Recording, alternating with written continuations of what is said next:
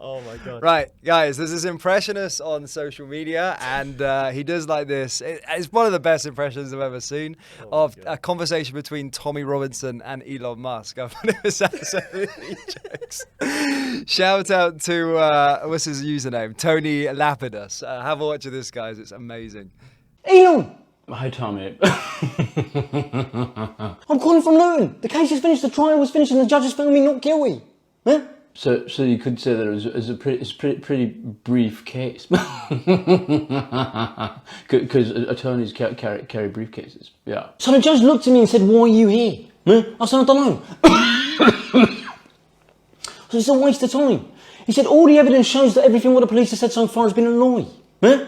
Are the transcripts available? The entire case is online. Yeah. So the people can now read those and they can be the judge of that.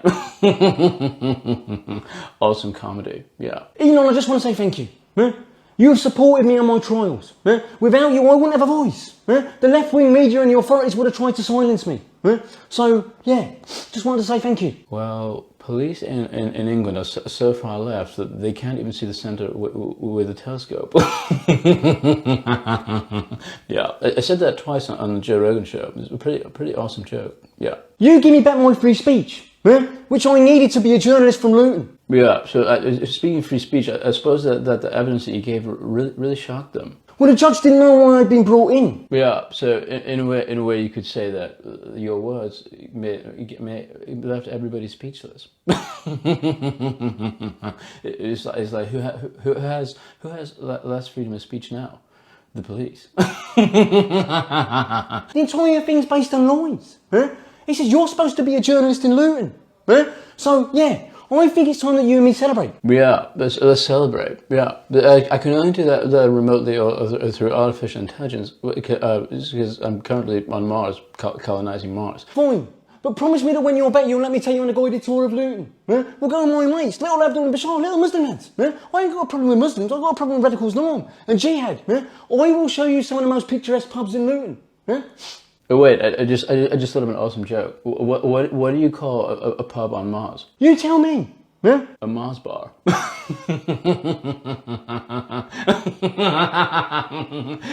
Yeah. Awesome comedy. Yeah, that's great. I mean, I'm a big fan of both of those, and that was spot on. So shout out to Tony Lapidus on Instagram. That was golden. The laugh is on point. That was great. I mean, I like when impressionists can actually do like the mannerisms as well. Tommy does do all that when he's in like a rant and that. It's really, really good. He's got it on point. I never noticed it, but he does the da-da-da, huh?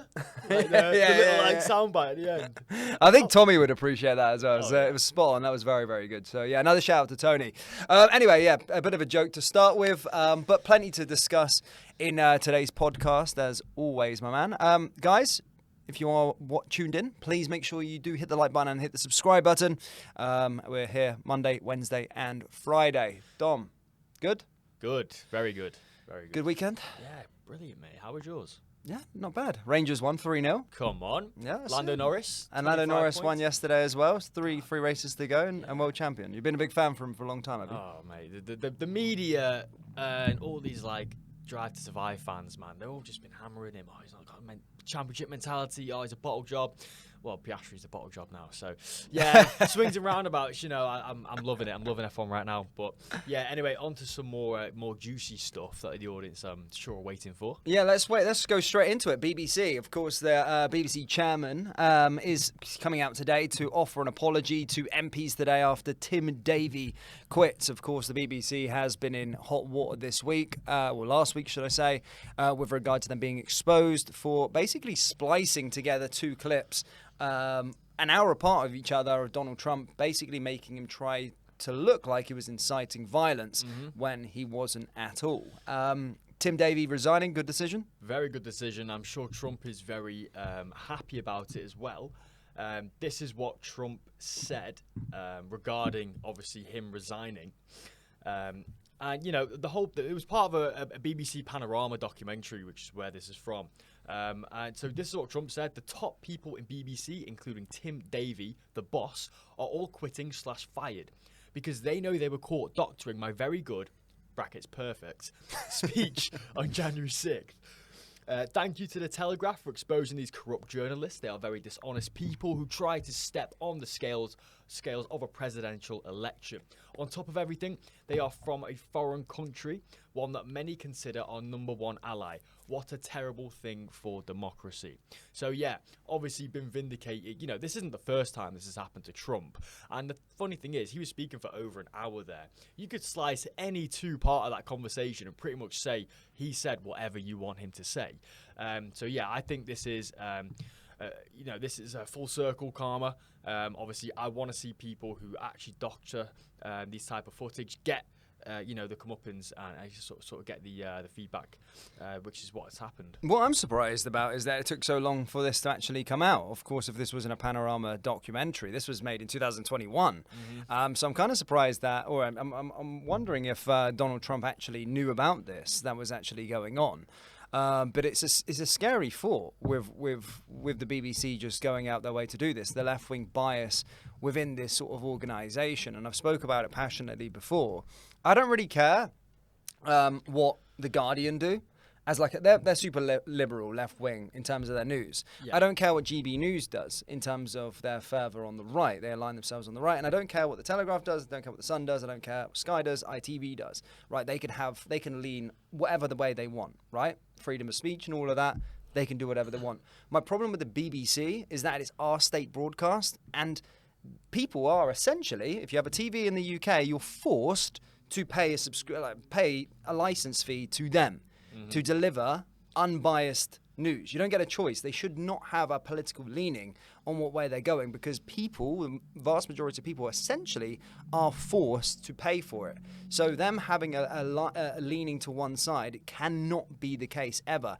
And certainly doctoring things to make a president of our closest ally look like he's some evil, deranged lunatic is actually unforgivable. Yeah. And I hope Trump follows suit with what he did with ABC News and actually sues them. ABC News, he sued them for $16 million. Yeah, it was actually Paramount Global who ended up paying the $16 million, who own ABC. And yeah, so that was a deceptively edited interview that aired on its 60 Minutes news program. While he was in his sort of presidential run against Kamala Harris. But, back to that point, obviously, all these other sort of mainstream media outlets, they have a leaning, whether it's left or right. Which I don't have a problem with. Exactly, because, again, in you a can free choose society, to read it. Yeah, in a free media society, you are able to have them leanings. But when the funding is state-led, when it is state propaganda, and when you are forced to pay it, that's when, they claim themselves that they are a bipartisan media company, the BBC. Well, that's absolutely not the case. And, when you cancel these BBC subscriptions, they send out their people to the houses. I'll tell you one story about my dad, who cancelled his a couple of months ago. How long it took? It took him that long. I know, right? Well, different generation. Of course. My grandparents paid it their whole lives. He's paid it his whole life. But I guess in a moment of defiance, he cancelled it. And the guy came round to his house. But the funny thing is, my dad's quite tech savvy. He was like, rather than just shutting the door on him, which I would have done, he was like, no, come in. We've got rid of the Sky dish. We don't actually watch terrestrial TV. We have no way of watching it because we got rid of the dish. You can have a look. You can look up there. You can look at the TV. You actually come in. And the guy was like, yeah, this is really weird. No one ever does this, and no one can ever actually prove that they don't watch it. But yeah, it's about intimidation tactics, right? You're sending out bailiffs almost to people's houses because they're not paying the 160 quid or whatever it is a year. I think it's just pure intimidation. And as well, you're forced to pay for your own propaganda. Yeah. No, and you've seen it with COVID, where they align. And this is not just the only story. There was, of course, the way that they're sort of leaning with the whole Gaza conflict and sort of siding with Hamas in their paranormal documentaries as well. And again, our viewers may have their own differing opinions on the conflict out there, who's in the right, who's in the wrong. But more to the point is, you shouldn't be taking a side and leaning towards terrorists. You should be taking up a neutral standpoint and reporting on the facts. They were doctoring and creating fake stuff actually about Israel in this instance. They were creating fake stuff about them in these documentaries, which is absolutely scandalous. You can't be doing that, especially as a neutral broadcaster. But it comes back to DEI, I think, as well.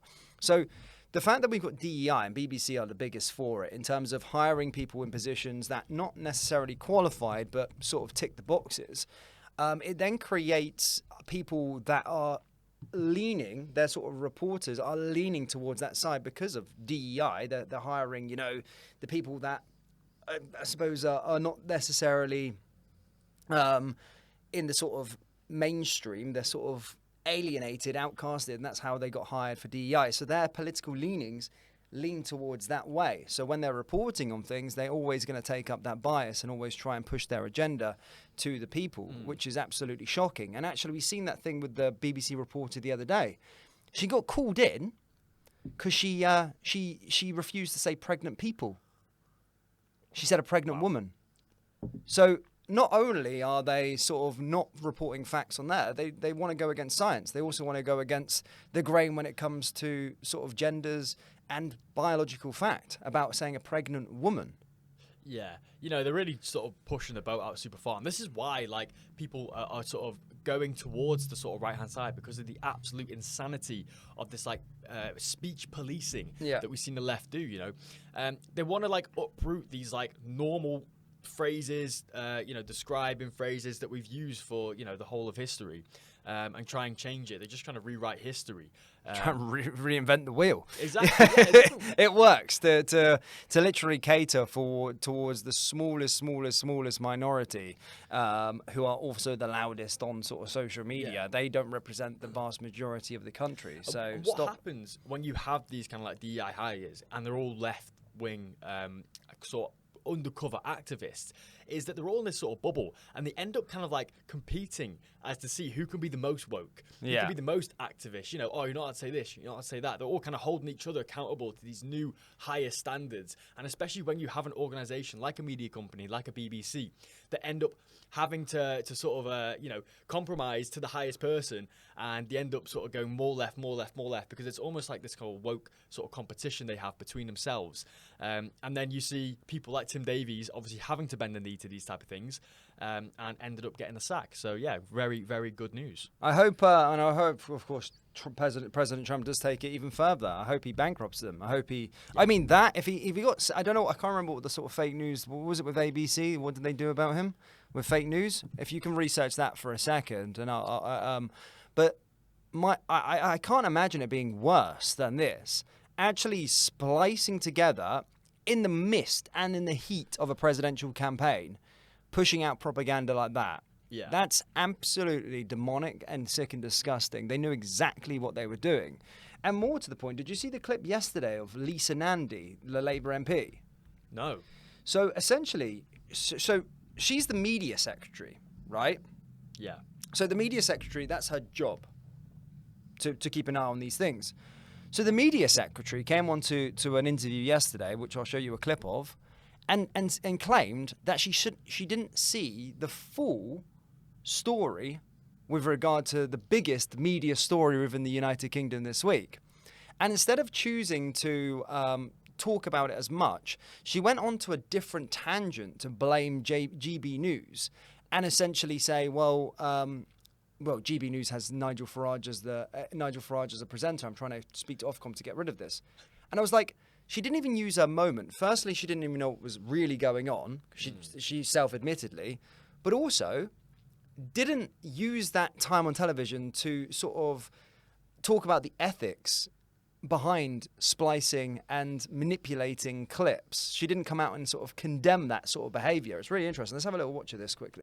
Now, right now, and all over this morning's papers, the BBC's under fire for decisions made about its news coverage. One of the particular claims is about what's described as a misleading edit about a Donald Trump speech from the day of the Capitol riots in 2021. I just wonder, have you watched it, and did you think it was misleading? I have watched it. What I haven't seen is the full version of the interview versus the clips that the Panorama programme showed. But I have discussed the range of issues that that were raised in the email that was leaked to the BBC. It isn't just about the Panorama programme, although that is incredibly serious. There are a series of very serious allegations made, the most serious of which is that there is systemic bias in the way that difficult issues are reported at the BBC. I've spoken to the chairman this week. I am confident that he is treating this with the seriousness that demands. My concern about what is happening at the BBC is twofold. The first concern that I have is that in all of these areas, whether it's Israel, Gaza, whether it's the concerns that were raised this week about the way they report on trans people, or on this issue about President Trump, that what tends to happen at the BBC is that decisions about editorial standards, editorial guidelines, the sort of language that is used in reporting is entirely inconsistent. It doesn't always meet the highest standards, it's not always well thought through, and often it's left to individual journalists or newsreaders to make decisions. That's something that I have discussed at length with the Director General and the Chair, and something that I expect them to grip. But my second concern about the BBC is that increasingly they're operating in a news media environment where news and fact is often blurred with polemic and opinion. And I think that is creating a very, very dangerous environment in this country where people can't trust what they see. And I was very disappointed recently that Ofcom decided not to proceed with proposals to take action on politicians presenting the news. I am looking, as the Culture Secretary, at what we can do as a government to deal with this. We can't continue with a situation where people can't trust what they see. But you're raising a concern that's not something that happens at the BBC. Politicians do present on other outlets in our sector, but that's not something that happens at the BBC. So they were launching an attack on basically GB News. So the media secretary didn't watch the biggest scandal this last week, so she knew nothing about it. She should have been the first one onto that pronto. But what also got from that as well is she's essentially blaming other news outlets for giving their opinion on why the BBC doctored Donald Trump clips. So she was like, oh, they're competing in a world of opinion and all this. No, you can't blame other news outlets for the BBC slicing together 2 fucking videos of Donald Trump to make him look like he's inciting violence. It makes zero sense. Yeah, she's completely forgetting the context behind it. Firstly, she said that she did see the clip, but she didn't see the clip and the full thing. Yeah. So she's completely contradicted herself in the first 15 seconds of that interview. But secondly, she's completely forgetting the context in which the BBC operates. As we mentioned before, it's completely, crowdfunded. It's a government mandate in order to pay the BBC license. So, of course, they're held to a different standard than other news organisations because they are meant to be non-partisan. So she can't see the fact that she sees the BBC almost as if an activist, propaganda segment for the Labour politicians. But yet she's trying to hold GB News to the same account. Well, she can't do that. It's impossible. Right now. And I just want to say one thing about the 16 million that Trump was awarded by Paramount and CBS. Essentially, what that was in relation to was a Kamala Harris interview where she was asked something specifically about the Gaza-Israel situation. And there was 2 different broadcasts of her answer. So it was spliced together. So essentially Paramount and CBS doctored it in favour of Kamala Harris. That's why Trump was awarded the 16 million. That's shocking. That's absolutely shocking, in all honesty, with regard to that. So I hope he goes all the way with suing the BBC and hopefully this can stop, because it's absolutely shocking. It really, really is. Because you know what? The left always use this type of lawfare. We saw it in New York where there was a civil case that Trump had to pay, however many millions to this survivor or alleged sexual assault survivor of his.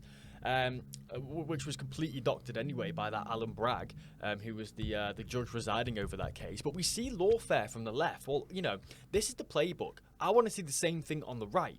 I want to see them do the same thing. I want to see them hold these media companies accountable for the clear sort of biased news reporting.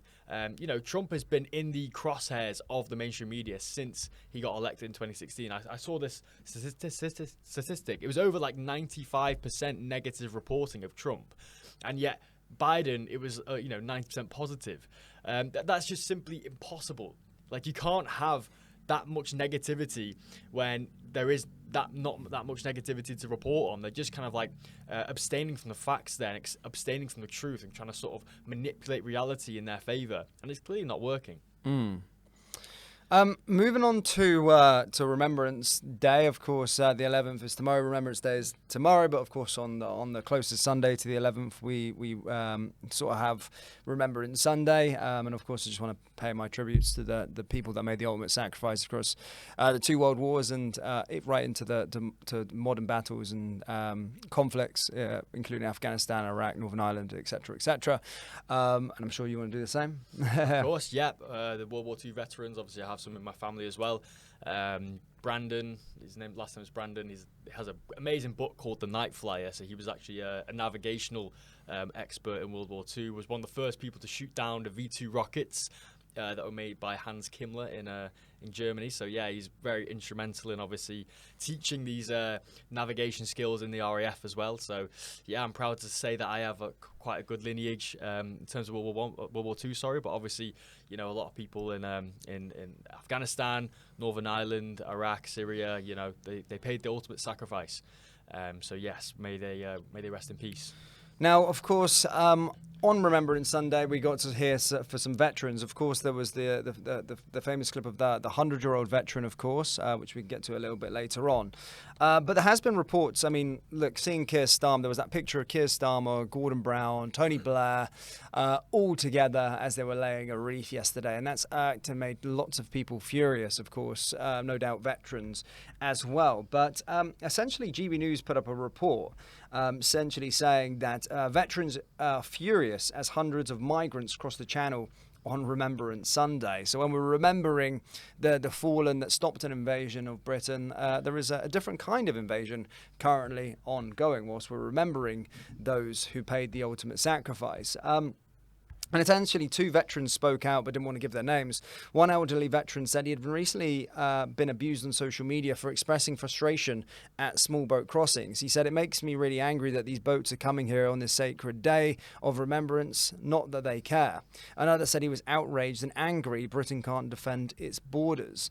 And also we've got this SAS guy that was on the television yesterday, and the SAS veteran says his fight is with the British government. The military are sick of Starmer as well. True patriots stand together against the enemy within. Let's have a little watch of this SAS veteran.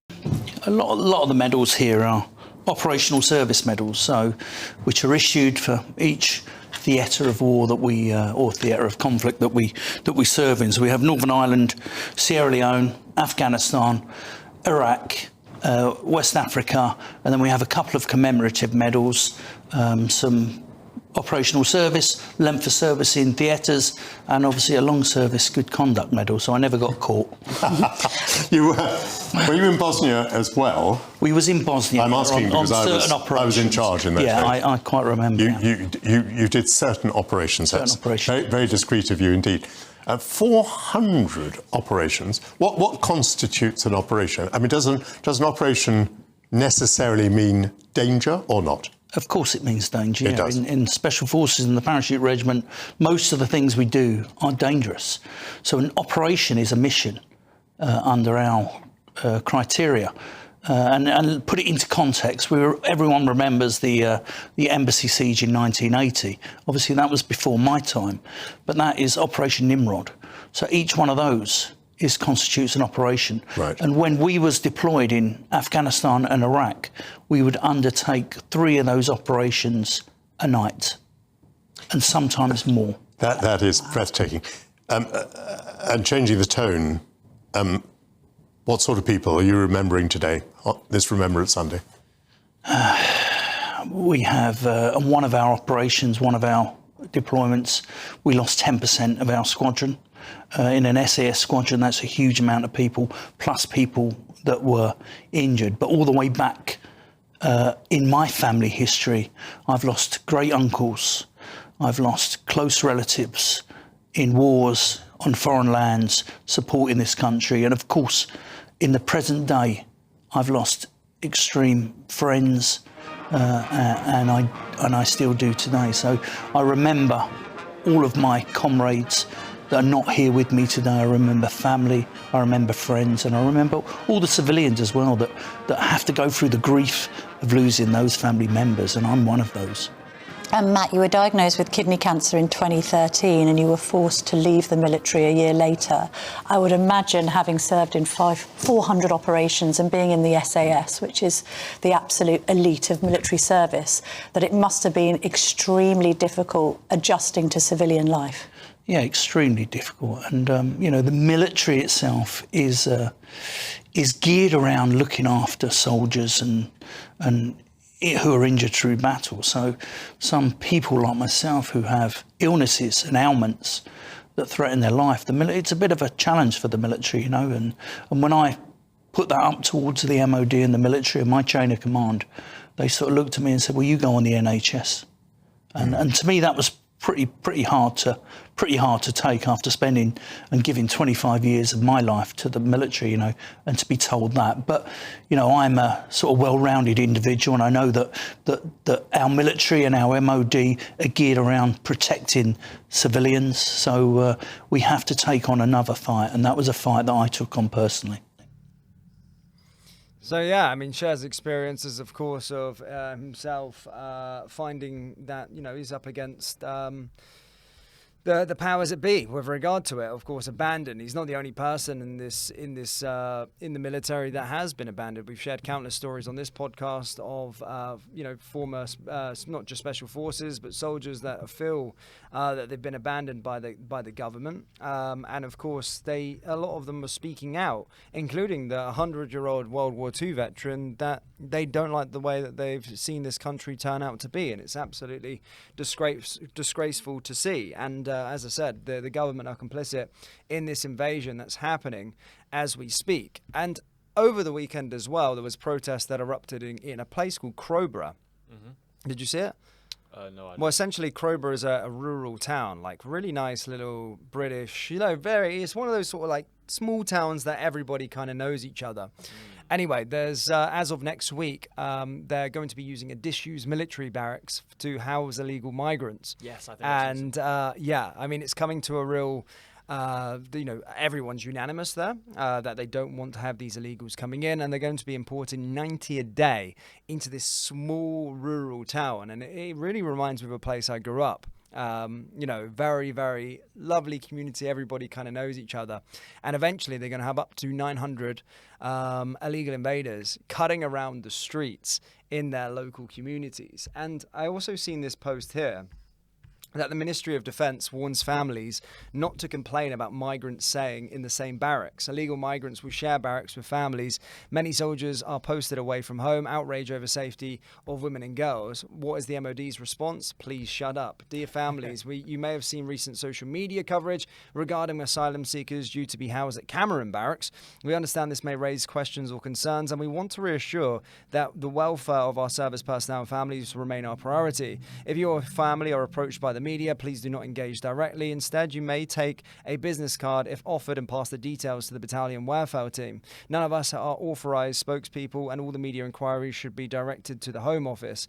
3 Scots will hold a Teams briefing once further information is available. In the meantime, if you have any questions or need support, please don't hesitate to contact the welfare team directly. Thank you for your continued support and understanding. Warm regards. So not only are they sending them in there, A lot of the medals here. the MOD are also complicit in silencing these individuals so they don't moan, don't complain. So they're literally burying their thoughts. And it's pretty easy to do when you're in the military, to literally tell them not to say anything. So they can't even now, because it will lead to disciplinaries, fines, etc., etc. You know, if you don't keep your wife in order, so to speak, and she goes to the media, they'll find out who that was and punish the soldier and say, you went to the media and said this. So they can't, they're like gagged in saying things. So they're just having all these illegal invaders housed in the same area as them, seeing military barracks turn into asylum places for asylum, and the families can't even share their outrage. Yeah, it's crazy how they're basically threatening, their livelihood and their military career over having an opinion on the use of military barracks to, warrant the invasion of our country. This is absolutely unprecedented and really just a symptom of the UK in 2025. You are allowed to have opinions. Yeah. And it's not illegal to have an opinion. But what they're doing there is obviously using their career as sort of ransom to say, if you do have an opinion, you can have that opinion, but we will seek, sort of threatening, action against your career. I think it's disgusting. Obviously a lot of people in the military probably feel the same way that the public feel, but they're just unable to voice them opinions. I would say, and I'll give you actually a real life example from myself. So it must have been about 2014, 2015, and you could probably find this on X somewhere. But there was a video that went viral during this time, so about 10 years ago. Essentially, when some soldiers were going away on exercise, and essentially you get a coach to your exercise point where you go out into the field, and you stop off at like a petrol station along the way, so you can go for a toilet and get some food and whatnot. And Tommy Robinson was there. And the guys got off the bus and started going, "Oh, Tommy. And then Tommy Robinson obviously filmed this, and then they were like sharing this sort of video. Anyway, this video went viral, right? Mm-hmm. And I'm telling you now, everyone in the military, after that, we had like a briefing to not engage in anything to do with Tommy Robinson. You were told, don't ever do things like that. These guys weren't a part of my unit, but the video went so viral, and this in soldiers basically in this video. I said, don't ever do this. They had a briefing, like an assembly. You're not allowed to do this. So the MOD obviously is the government sort of arm as such, and they are controlling and telling the soldiers what they can think and can't think. However, on the other side of that, so they can't, as much of them are aligned with Tommy Robinson and his message, they're not allowed to show support for him during this time. Obviously, he was radioactive back then anyway. But on the same time, on the left side, you've got them getting forced to do LGBTQ parades. So when it's Pride Month, they're marching on this. And you just get told, you got the orders, right? We're going on a parade today. This is going to be for LGBT. So you can't politicize one thing, but you can politicize the other and use the soldiers for that. And I agree, soldiers should be neutral, same with the police, but don't say one thing in silence and then just do the other stuff with the LGBT stuff and kneelings for Black Lives Matters and all this sort of stuff. The military should be feared and should not be used for political gain from anybody. But that was a real example from my time. Oh, shit. Oh, the trees just fell out in the background. You got a ghost. So I've lost my train of thought. But essentially, the military and the MOD do take the orders from the government and will silence anybody speaking out. And now you've seen it here with regards to them not being able to speak out on illegal invaders being housed in their communities. Yeah, I'm sure our enemies absolutely love us when we use our military to parade around in bloody gay festivals. That really strikes fear in the heart of our enemies, doesn't it, right? Yeah, and I think it's important to stay bipartisan, especially with the military. And again, in a world with limited resources, to be using them resources to parade around, sexual deviance and, pushing this sort of agenda and making it normalized in this society. I don't think that's a brilliant use of our military resources, right? No. But yet some kids shouting, Tommy Robinson when they see him is the end of the world. Yeah. And you say you actually had that experience of getting briefed on. We got briefed about it. Yeah, it was like a thing. You can't engage into this thing because the video went viral, and this was when Tommy was like kind of radioactive at the time in terms of like truly at the peak of the demonization. I can try and find it. It was a video from a long time ago. Let's have a little look. I can see it. It was Twitter. I remember it in the top of my head. I remember. It was ages and ages ago. But what were your thoughts as well on the sort of World War II veteran who, of course, was on sort of live television saying things that he... Did you see the clip? I did see the clip, yeah, said that essentially you know, this is not what they fought for. It wasn't worth the sacrifice. It wasn't is what worth he the said. sacrifice. And you know what? The absolute cheek of the reporter to then reply to him, a 102-year-old World War II veteran, to say, well, what do you mean by that? Like, the absolute absurdity that is, you know, him saying that and questioning this man who literally fought for the protection of our country to stop, you know, a German invasion, and yet says it's absolutely not worth it. You know, I think that just reeks a lack of respect for our veterans. But yeah, I think you've got the... I've got the clip, so yeah, I wasn't freestyling. This is just from memory from like 2014. This was the video. The most honourable morning I've ever had, anyway.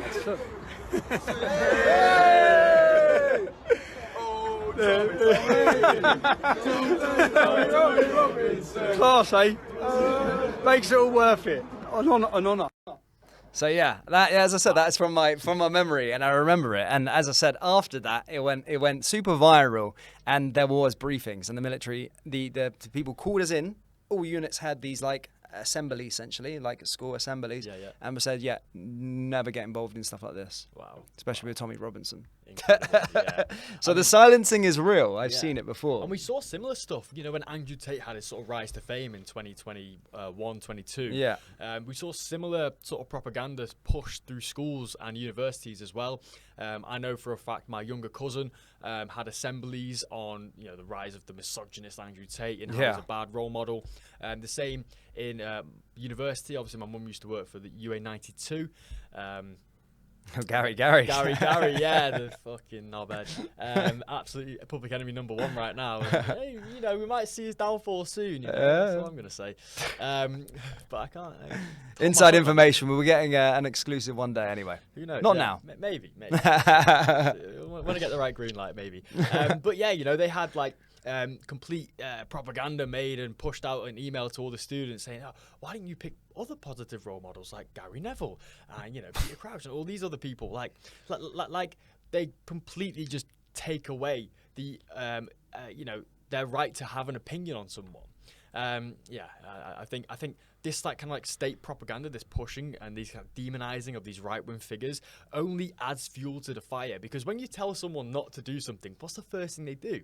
They do it. You know, you say, don't look at this guy's content. Well, cool, I'm going to look at this guy's content and make my own choice, make my own decision. And I'm telling you now, because and as I said, I don't really speak to many. Well, I speak to a handful, but I see their now on Instagram. You can see friends, and I follow a lot of the guys I was in the military with, and the stuff that they like on the reels is very much within line of what we all believe. So everybody that I know is very much on that side. And the problem is they won't be able to speak out because they would face disciplinaries. They would face a lot. There's a lot of agais that we used to, this what's called an agai, that if you bring in the military into sort of dispute or any harm, then you will be punished. And that will be week fines, 2-week fines. It will be show parades. It will be white parades. It will be and it'll be enforced from the MOD. And that's what we're seeing. But back on this veteran. I mean, that video that I showed you was just a little bit on him. But he set up a charity essentially, and it's to help other communities and stuff like that. But essentially he said that his fight is with Labour. So you can see where their sort of enemy is at. They're fighting with the government. So yeah, we stand with the veterans guys, of course. And again, I find it absolutely scandalous as to how these individuals have the cheek to stand there and remember the fallen, and stopping the invasion of the Nazis, but now we're seeing a different kind of invasion that they're complicit in. Mm-hmm. And remember, I think I say it every single time, 6,000 homeless veterans currently now that could be getting use of those hotels that currently those illegals are staying in as we speak. 6,000 homeless veterans, yet we had 2,000 people in a day. You know, it's not a capacity issue, it's a choice. Mm-hmm. And, you know, they're using this like sort of moral outrage in order to justify this, you know, housing all these people. You know, there should be moral outrage with, you know, not housing these veterans. I mean, you know, we had that one recently where, you know, that man was rejected from social housing and then ended up writing a suicide note and unfortunately ending his life. We have a coat of arms in the UK, which is by law that we have to protect our veterans. And the government has to be held responsible for when these things, when these people unfortunately end their lives due to that lack of protection and lack of support. Yeah. On the migrant crisis as well, Shabana Mahmood is bringing in some sort of reforms, so to speak. But one of these reforms, as you're seeing here, we're seeing that migrants who drop their asylum claims could be paid £3,000 in tax cash to start businesses in their homelands. Ministers are said to be mulling over a series of Home Office proposals to move migrants out of hotels and, in some cases, the country.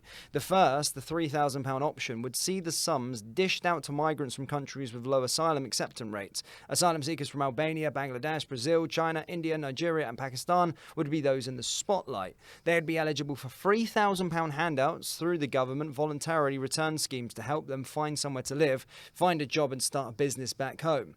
The other cash options are reportedly being considered as a £100 per week allowance for migrants to leave the hotels. That fee would be paid on top of the existing £49.18 weekly handout. Officials are said to be proposing that they would then use that money to pay to live with a family or a person that they know. The migrants would then have to provide proof of appropriate accommodation and would have to undertake the same level of regular reporting to the Home Office. So again, as we're seeing here, people, taxpayers are now using their cash, as we're seeing the budget. We're going to see income tax rise, taxes rise, and we're seeing the Home Office going about it in this way to try and stop asylum seekers coming in. Illegal migrants who are crossing over illegally are getting rewarded with I mean, that's an incentive. Mm-hmm. It's like, dude, if I didn't even want to stay in the UK, I'm like, Dom, hey, dude, UK giving us 3 Gs to go start a company. Should we just pop over for a 2-week residential, pop over on the boat, we'll get 3K for it, and come back and start a company? Well, it's a bloody economic issue, right? You pay £1,000 for a spot on one of them boats, and you get £3,000 to drop your asylum claim. Exactly, and then come back with a new identity and go again. It's like a hustle. Like guys living the life of Riley out in Timbuktu or wherever he's from. The thing is, people see this sort of like mass immigration, this illegal migrant issue, as like an emotional issue, but really it's just a logistics issue, right? You've got all these people coming in, detained, deport. It's as simple as that. But they're sort of putting it in the same category as these like emotional issues. It's like, oh well, we need to make sure these people are well fed and well kept, and we can't just deport. Well, we can. Like, there's nothing emotional about these problems that we need to factor in order to solve the problems, right? If you're thinking of it as a pure logical sense, we have the ability to do this. There's nothing in our law that stops us from doing this. Mm-hmm. But when you tie this into like these emotional appeals, this is where you start to get these bloody, Shabia Mahmood or whatever her name is, putting in these £3,000 a lot of money, especially in these like, sort of third world countries where these guys are coming from. That would be like a year's It's an incentive, Dom. It's as I said, they do absolutely everything other than dealing with the issue. Yeah, that's it. They're now creating more of an incentive to come over. Like, you may have been on the fence about getting on that boat and going, actually, fuck that, dude. 3 Gs for a day's work. Right, let's go. Yeah. And then it will turn into like a hustle for some of these people. Remember, they rip up their documents. There'll be no way of telling who these people actually are. They'll be just coming back over. And then they'll go to their brother. Oh, yeah, I got 3 Gs from the UK. Oh, right, okay, I'll go as well. Yeah. Sister, oh, I'll go as well. Well, like, everyone's just jumping over their 3G handout. Yeah. It's like, it's nonsensical. But also at the same time, Chris Philp, the Shadow Home Secretary, labelled the cash payment scheme as a disgrace. The idea of handing out taxpayers' hard-earned money to people who illegally entered the country is morally repugnant. We should have leave the European Convention of Human Rights, which will enable all illegal migrants to be deported within a week of arrival. So, the Tories, of course, battling against this, but they could have left the ECHR fucking years ago. I mean, the thing is, when you actually look at the numbers that we're talking about here, £3,000 each, just alone on the migrants that came in on Sunday, which is 2,000 people, that's £6 million total. Like, what? And the ones that stay cost the taxpayer £40,000 a year. And we are already set a country record, national record this year. We're already 2,000 or 3,000 over the whole of the 2024 crossings. Mm-hmm. So, I mean, do the maths on that. Yeah. 40,000 times 40,000 is a shit ton of money there. And that's the documented money that they're giving. They're also at the top of the list for NHS, GP appointments, chauffeurs into the local community. The thing I can never get over, right, is I wouldn't be against using disused military barracks, but it's the fact that that's just the house for them, and they're still allowed to cut about the local community. I know I've been in a military barracks. If you're in there, you can. It's a small village, a small town inside the military barracks. There's no reason to be leaving that area. You should be there for your detention. If it's not being used, there for detention. You don't go out. The security on the gate. You don't go out. You're there for 2 weeks and you're out as you wait for your deportation, and that's it. There is no going around into the local community as if you've not committed a crime. You're just cutting about the local area. A place like Crowborough, as we're talking about here, a small rural town. That's like a population of a few hundred that would have never seen of the likes. Yeah, it's wild. I mean, there was one interview where this migrant from France was interviewed, and he was like, "Yeah, how long have you been in France for?" It's like 7 years, but I've just spent 5 years in jail. Yeah, shocking. What? Like, you just like coming in a completely clean slate for us and giving all this money in cash, but yet you're clearly like a very serious criminal if you spent 5 years in French prison. These guys not even trying to hide it. He was flexing the fact. He was like, yeah, 5 years in prison. I'm coming over to the promised land, etc. That guy is 3 days in the country. He's cutting about now. He's probably got a pair of slippers on. He's in his dressing gown, just chilling and going, you know what? I need an iPhone. I'm just going to check my GP appointment, make sure I've got nothing wrong with me. Yeah, got my iPhone sorted. Right, let's go get some new clobber and let's go around the local area. Yeah, let's go sell some drugs on the street. The UK's actually all right. I could probably get away with crime, yeah? Probably wouldn't get 5 years here, to be fair. So might take some risk. You'll do 2, and then you'll be out again. So, yeah, that's the UK for you. Exactly, mate. You've got a segment on Islam in terms of the judge ruling in favour. Yeah, that's true. Critique. So, take us through it, please, mate. Absolutely. So there was a court case recently. A judge ruled criticism of Islam counts as a protected belief under equalities law. Now, again, this is the first time the British court has ruled Islam critical views are protected under the Equalities Act 2010. So it was basically surrounded against this man called Patrick Lee, who's 61 years old, and he launched a discrimination claim against the Institute and Fallacy of Atteries, and was banned from the trade body and fined almost £23,000 last year over posts on X which he criticised Islam. The IFOA's disciplinary body found Mr. Lee guilty of misconduct, ruling that 42 of his posts were either offensive or inflammatory or both, with 29 said to be designed to demean or insult Muslims. His posts include referring to the Prophet Muhammad as a monster, describing Islam as a morally bankrupt and dangerous cult, and a 1,300-year-old con trick. So, at the preliminary hearing, held by a video link at the London Central Employment Tribunal, Judge David Khan ruled that Mr. Lee had shown he generally held the belief he put forward, therefore meeting the definition of a protected belief under the Equalities Act. Now, Judge Khan concluded, "I do not find that these tweets and the belief or the pleaded belief are mutually exclusive nor incompatible. I find that the claimant's evidence in relation to these tweets that he was inveighing against the offending doctrines and the practices because they continue to be treated as authentic and officially sanctioned by the Islamic leaders was not consistent with the pleaded belief." So the Employment Tribunal heard that Mr. Lee, who identifies as an atheist, believes Islam particularly in a traditional form rather than a reformed, modernised, moderate and westernised form, is problematic and deserving of criticism. So this is really a good thing. It's a victory for freedom of speech, really, with regard to it. Of course, and you know, if this went the other way, then you'd have to really question the blasphemy laws we have in the UK, because we don't have them right now. Yeah. You know, everyone is able to be criticised, whether that be Christianity, Catholicism, Hindu, Buddhism, and of course Islam as well. You know, we don't want to get into a section or a sort of position like Canada with their 107B law, which basically criminalizes Islamophobia. That is somewhere that we don't want to get to in this country, because banning criticism only leads to more radical views, right? Yeah. Because it allows the sort of Muslim sect of this country to go unchecked. You know, the criticism is kind of like an opposing force to that radicalization. So this is really good. And Angela Rayner was trying to bring it in by the back door, wasn't she? So yeah, it's a good thing. That's a good thing. We don't really get too much good news, I suppose. However, so Dom, you've actually got a bit on a independent MP, and he was the same guy actually that was campaigning for the Maccabi Tel Aviv fans not to be allowed into Birmingham. What have you got with regards to this individual? Yeah, so there was secretive footage which was taken on the 9th of November, and it had some pretty damning stuff in it, Dan. So we can go ahead and play the video here.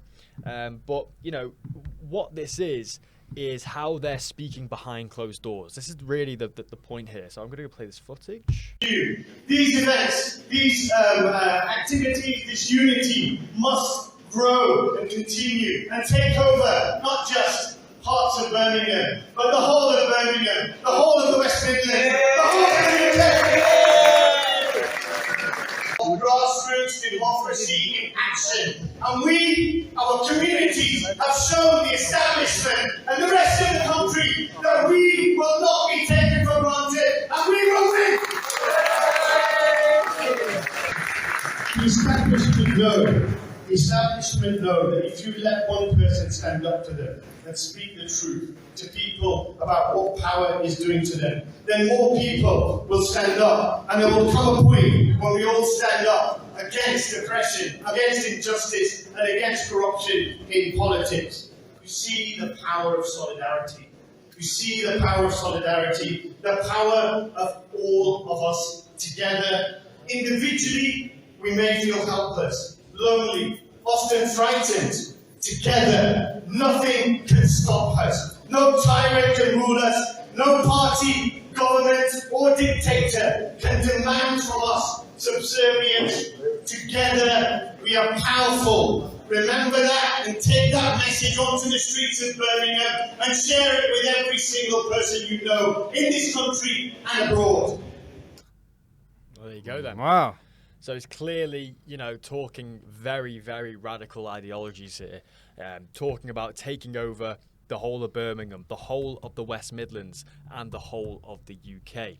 I mean, we don't need to dig too deep to understand what their plan is, what their goals are for, you know, their political campaigns within the UK. Obviously, you can see from the video as well, he's got the Palestinian flag and then the UK flag, you know, in concession with each other. Again, two completely false, you know, false equivalences there. Absolutely ridiculous. You know, how is this not like threatening violence? You know, how is this not taken a more serious, you know, context? Well, we shared the videos. Well, he was the guy that was about Aston. He was the one that actually put it forward and actually pushed the West Midlands to ban the Maccabi Tel Aviv fans. It was him who sort of campaigned it under the guise that they were football hooligans. And we debunked that, as they did, that every football team in the country has football hooligans. So that would make them all being banned. Bullshit, right? So he won. He showed that he's infiltrated the West Midlands police and now can basically tell them what to do, even though Keir Starmer came out against it. So he's seeing a little bit of a power rise here and going, you know what? And he knows the demographic changes there and there's a stronghold there. And of course, he's just outlined his plan on what he wants to do to seriously take over. Now, I have a problem with Islamist MPs. You got him, of course, just doing that.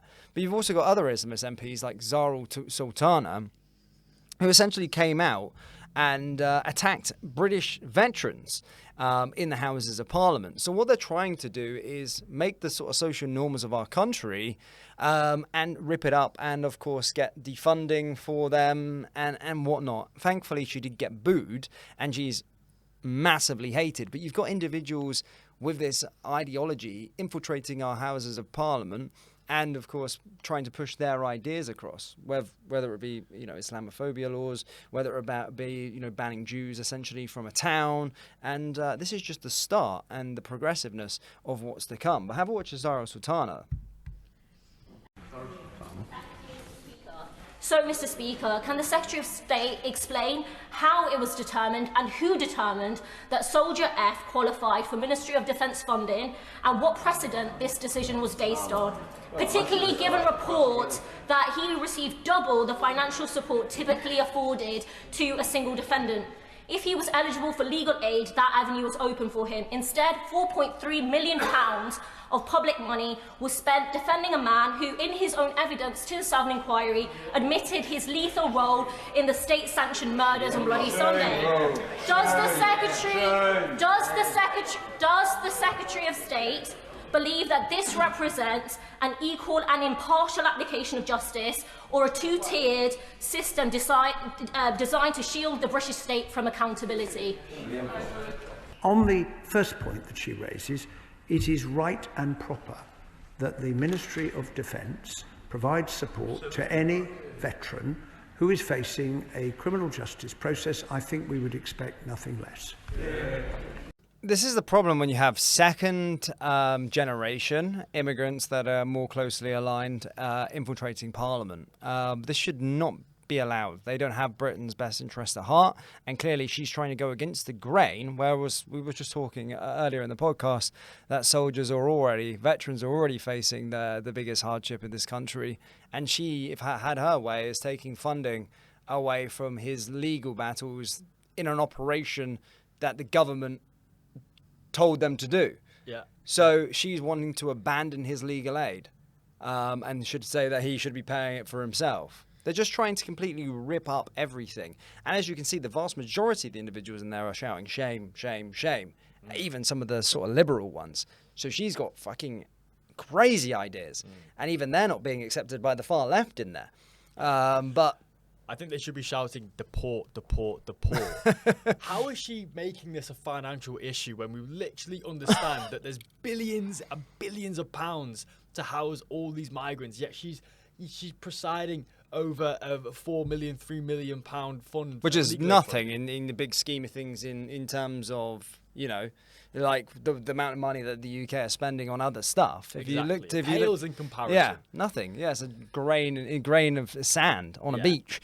Like big beach. Yeah, very big beach. And you know, she should probably be looking elsewhere as to see where she wants to try and save a couple of million quid.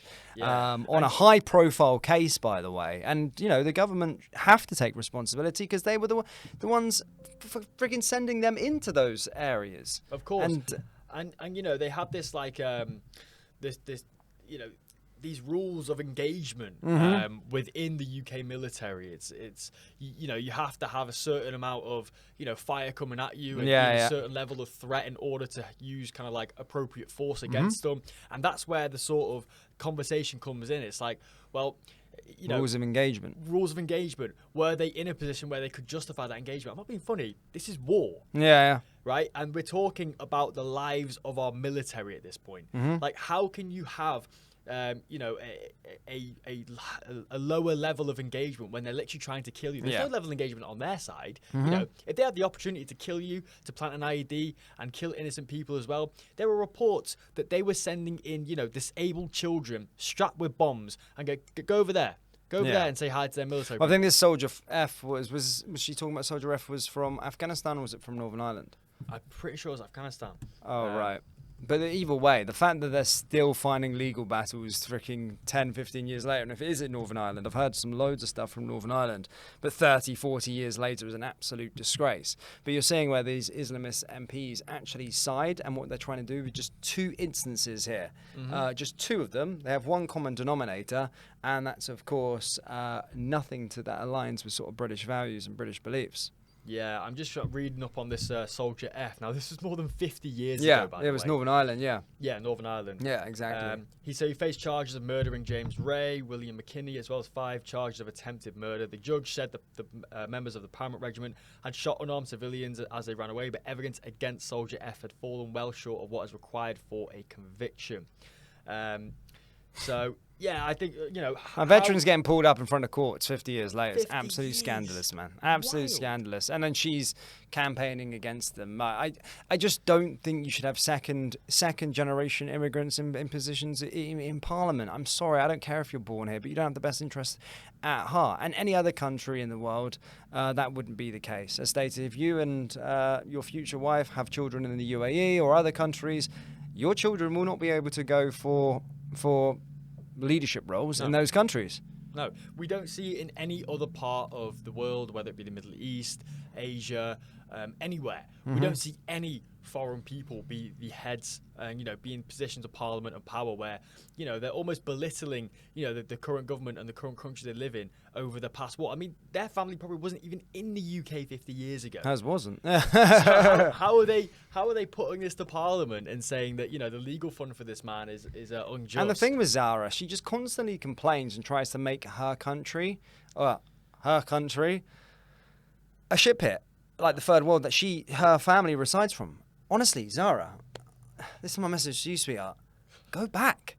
You know, you don't need to change our country to suit how you want it to be. Go there. Go back to your shit pit, where your family are from, and you can live in a shit pit and maybe try and make an influence out there, you know, and do the things out there. I mean, go into their sort of government or whatnot. But stop trying to turn our country into a third world shit pit. Just go there. There's plenty of them. You know, pick your choice. She loves Palestine so much. Go there. Go and enjoy it. Go and, you know, go to the best place in the world, paradise in your opinion. Go there and try and make a change out there. Stop trying to change our country to fit your ideologies and beliefs, because it ain't going to happen. You always see people from these third world countries come into our country, but you never see it the other way around. Yeah. And there is a very good reason for that, is because no one wants to go there because it's fucking awful. Yeah. You know, they're always escaping persecution and, you know, asylum from these countries and always trying to get into the West.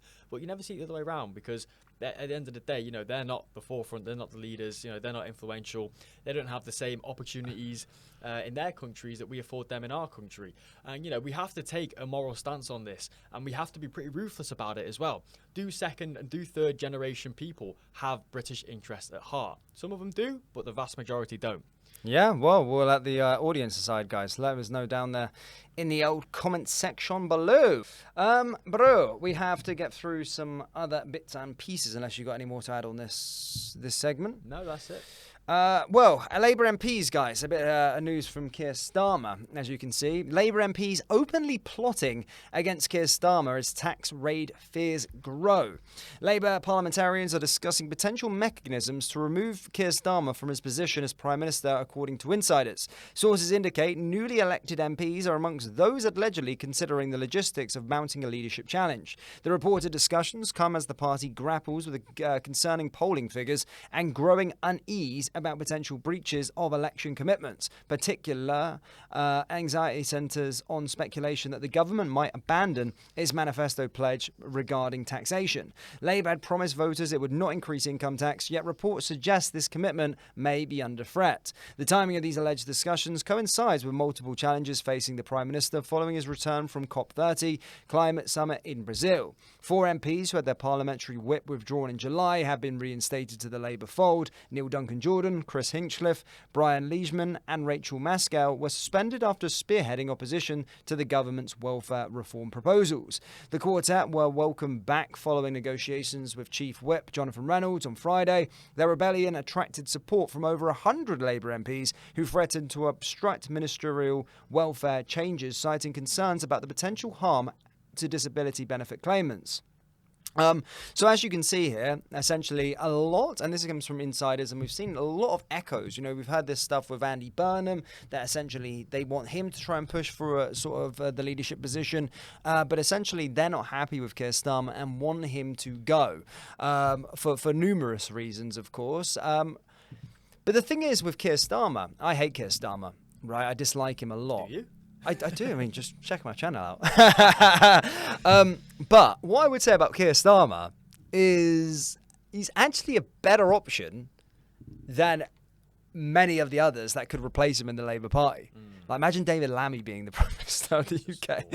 Imagine like some of these other Labour MPs that are in the fold that could be vying for his position.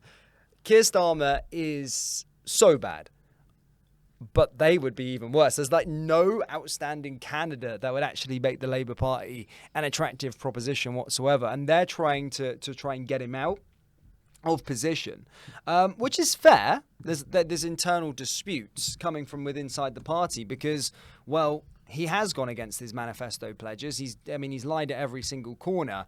And whilst I would love Keir Starmer to go, we cannot have the Labour Party still in power. We need another party to take over. So, quite frankly, it's going to be interesting to see how this sort of unfolds. But they do have a point, the Labour MPs, that they are constantly lying. I just want to show you this minute clip of Rachel Reeves. Now, Sky News bring up this morning as the budget's coming up on November 26th.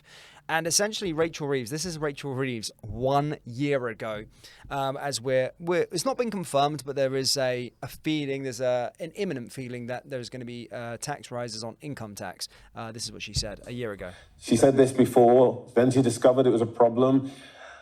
Will we discover in 2 years' time that there's some reason why they've got to go up? No. Or is this an absolute commitment? It's an absolute commitment. But let me just say this. We've now wiped the slate clean under the mismanagement and the chaos of the previous government. It's now on us. We've put everything out into the open. Okay. We've set the spending envelope for the course of this parliament. We don't need to come back for more. We've done that now. We've wiped the slate clean. So you're saying, actually, there's not going to be an Oliver Twist moment. You're not going to come back and say, we want another tax rise.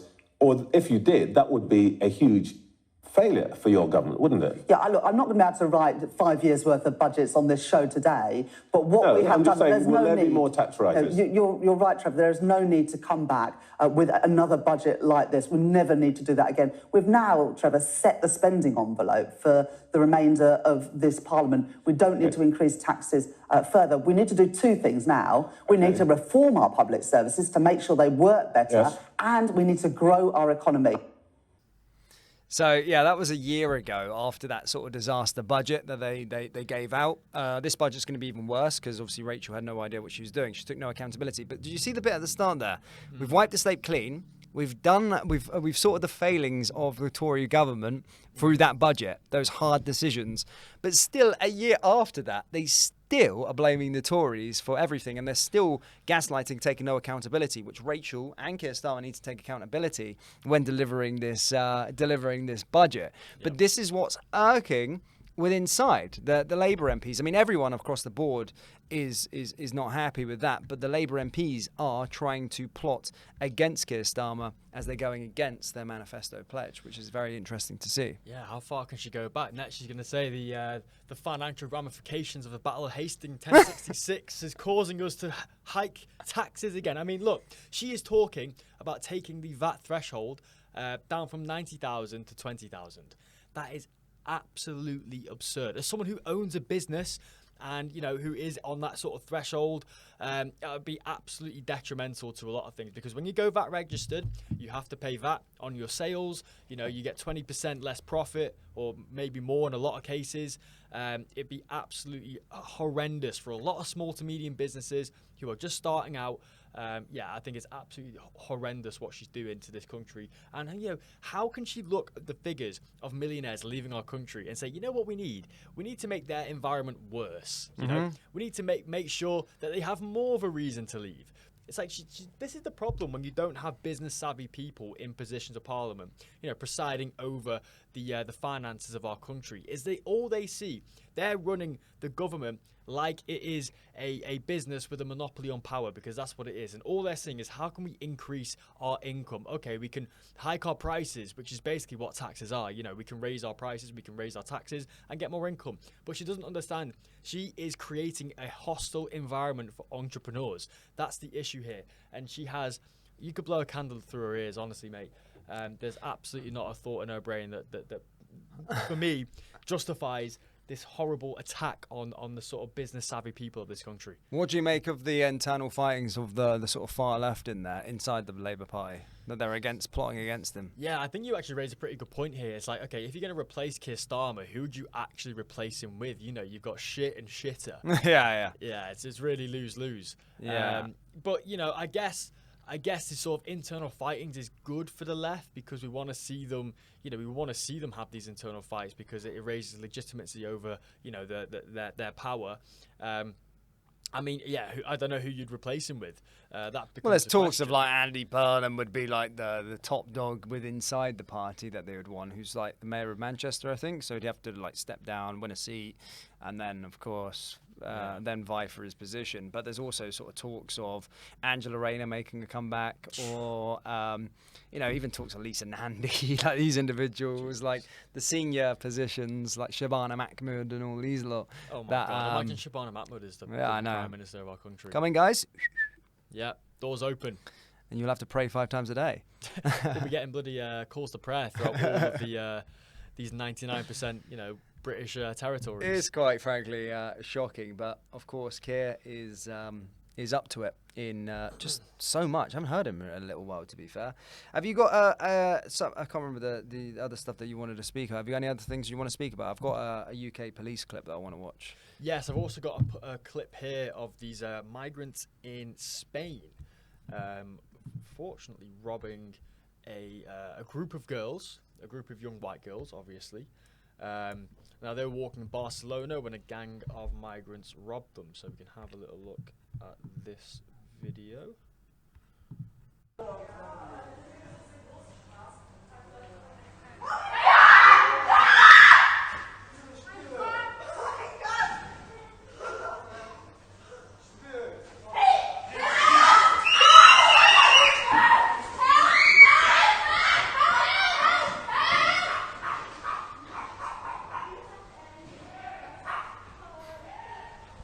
Yeah, disgusting. Yeah, well, that's what these suicidal, empathetic women are voting for, unfortunately. And again, you're seeing that. That is quite frankly shocking, but not surprising. Whilst we've got our battles here, I would say mainland Europe is in a worse position than us, which again just shows you everything that you need to know. And these, and again, I don't want to put this onto the women at all. Ladies, and we've got a lot of women that watch this show, and if they watch this show, then of course they've got the right political views. But it is mainly young women that are voting these sort of far left governments into power. I spoke about Zach Palensky and his almost rise recently in terms of 18% of the country. They're currently second in the most recent polls. Second, 18% are voting in favour, if it was a general election called tomorrow, voting in favour of the Green Party, led by Zach Palensky. And if you dive into this guy, my goodness me, he's quite shocking. I mean, yesterday he came onto Sky News and said that he wants to get rid of our nuclear weapons. Smart guy. But, right, and then also went that he's going to negotiate with Vladimir Putin so he gets rid of his. What an amazing idea. I mean, I can't believe no one ever thought about that. Yeah. Just calling up Vladimir Putin and just saying, can you get rid of your nuclear weapons, please? Yeah, you mind just like getting rid of your deterrent against nuclear warfare. But he's not talking about this with the US, right? So No. Yeah. Tell you what, mate. The US, yeah, they can have all theirs, but you get rid of yours because that's good for the world. Interesting decisions there. I don't want to like sort of talk down on sort of how women vote, but what I will say is they take a lot of emotional factors into consideration, and they also have this kind of like group mentalities when it comes to these political opinions. Yeah. And they kind of hold each other accountable. Now, if you step out of line, you're sort of belittled within your own group. But men are either sort of too autistic or too high testosterone to care about what other people think about their own opinions. Yeah. That's why you see kind of a lot more men on the right. And, I've seen an interesting graph where they're talking about the political leanings of men and women. And men have sort of stayed the same, we've kind of cruised along that sort of centre line. But women have gone so far left. And you remember, they're a massive voting force in these countries. And if I was to try and take over a country and try and, take power in the political sphere, the first thing I'd do is radicalize the women using appeals to emotion. And that's the first thing I'd do because it's an easy play. I'm not talking that obviously that there are complete exceptions to this rule as well. There's a lot of women who are on our side. Of course, the viewers on here, of course, you guys are perfectly fine. Yeah, and we're seeing like the pink ladies. Of that's course. a massive movement. Yeah, 100% more power to them. I'm really speaking sort of generalizations here. But what we need to do is make it okay for them to think, you know, the mass immigration in this country is bad. You know, that's an okay thing to think. You know, we can't be saying these like racist and you know, using these sort of identity politics terms against them for their own beliefs. We need to empower women and make sure that they feel like it's okay to have them beliefs. Because ultimately, at the end of the day, as much as you think that it might benefit women, it actually goes against women. Will suffer the most. You know, all these third worlders, and they're coming in. And as I said, not everyone's a freaking rapist, obviously, but the ones that are, they target the women majorly most of the time. So they're the ones that are going to be in fear for themselves and their safety, because they go for easy targets, right? They're going to rob those women like we just seen there. They're going to sexually assault them. They're going to do this. And you're going to be the victim to it. Of course, with Zach Polensky, where he goes against sort of science and fact, he was on Sky News today. Sky News yesterday, going about he was asked about the BBC scandal where they said pregnant women instead of pregnant people, and he said, well, trans women are women and trans men are men. Shit bust. So he's going to go down that sort of narrative where you've got them. We're going to go down that route where then if they come into power, they will let these trans men just use their bathrooms, and they're just going to be in the bathrooms with these individuals. They're going to be here. So women are going to feel the full brunt of it, despite them being sort of psyoped into voting this sort of way, which we need to try and get the women on side and actually see sense, because it's a problem. I remember a lot of these protests come when these migrants sexually assault women. The men have an innate sort of instinct to protect the women and children of their country. And that's where this sort of plea for deportation comes from. It's not like, it's so low IQ to not like someone just because of the pigmentation of their skin. It's more like the content of the character. So this is where this comes from. Like, it doesn't matter what country, like what you look like. If you are part of a country or from a country that has a much higher rate, we're talking 10 or 20 times higher rate of sexual assaults on women, then of course the men of this country are going to oppose that. That's where it comes from. It's not this kind of low IQ like plea for to keep like the ethnocentrism of our country. That's completely false. It's simply from a plea of protecting our women and children, and that's what a lot of girls need to figure out. Like, we're not doing it just because we're racist or anything like that. It's because we really feel like there was a massive shift in the safety of our women in this country, and we're seeing with videos like this from France. And that's just, I mean, there's just that. You can get countless examples of that coming up on sort of social media. But Dom, I think we are running out of time, my man. Of course, there's always plenty to talk about. We'll be back Wednesday, ladies and gentlemen. If you haven't already, please do hit the like button and subscribe. And Dom, have you got any final words for us? Nothing. Thank you for tuning in, guys. Back Wednesday. Have a good one. Peace. Take a push.